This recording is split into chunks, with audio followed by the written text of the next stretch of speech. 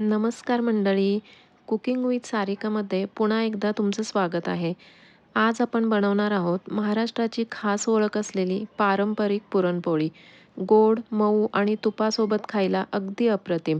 अगदी सोप्या आणि परफेक्ट मापात ही पुरणपोळी कशी बनवायची ते आज आपण स्टेप बाय स्टेप पाहणार आहोत.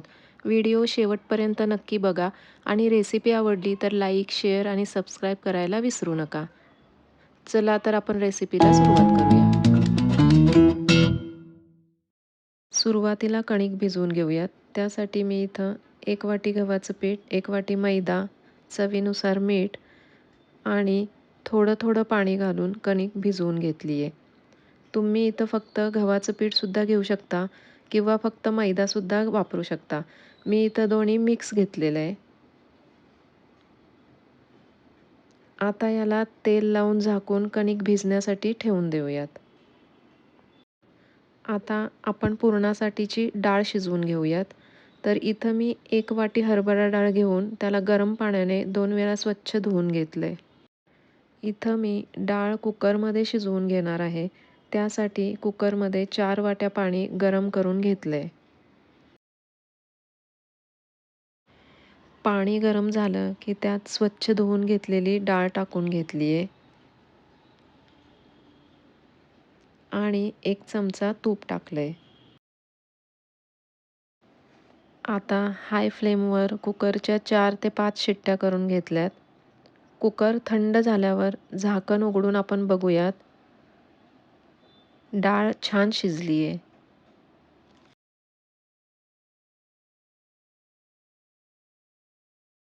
याला गाळणीने गाळून घेऊयात, म्हणजेच पाणी आणि डाळ वेगळी करून घेऊयात.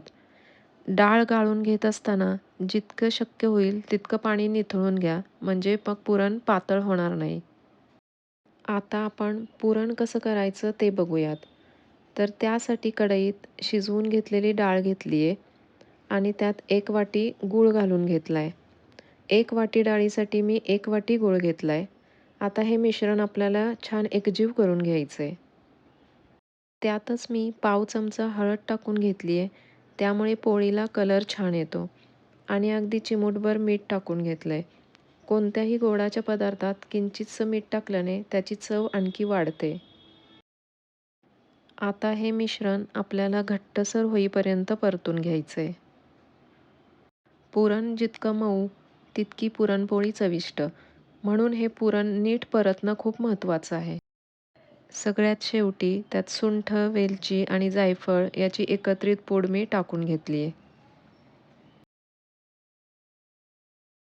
आता मी इथं पुरणयंत्र घेतलं आहे.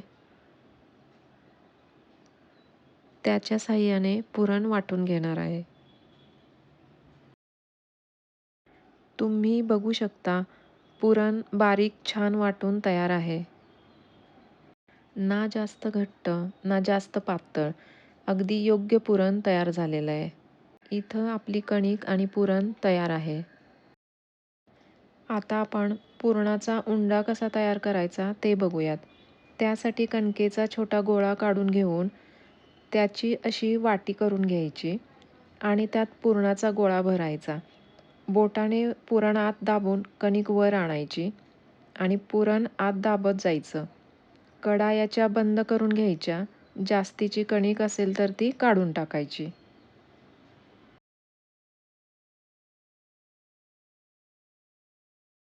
हा गोळा थोडासा चपटा करायचा. अशा प्रकारे आपला पुरणाचा उंडा तयार आहे. आता याला पोळपाटावर ठेवायचं आणि याला थोडंसं हलक्या हाताने दाबून घ्यायचं. याने आतलं जे सारण आहे ते अगदी कडेपर्यंत पसरलं जातं. आणि याला गव्हाचं पीठ लावून अगदी हलक्या हाताने लाटून घ्यायचे. पोळी गोल लाटताना पुरण सगळीकडे सारखं पसरलं की चव अजून छान लागते. आता इथं पोळी भाजण्यासाठी तव्यावर थोडंसं तूप टाकून घेतलंय. आता ही पोळी अलगद तव्यावर टाकून घ्यायची आणि छान खरपूस अशी दोन्ही बाजूनी भाजून घ्यायची. आता यावर तूप टाकून सर्व्ह करूया पुरणाची पोळी.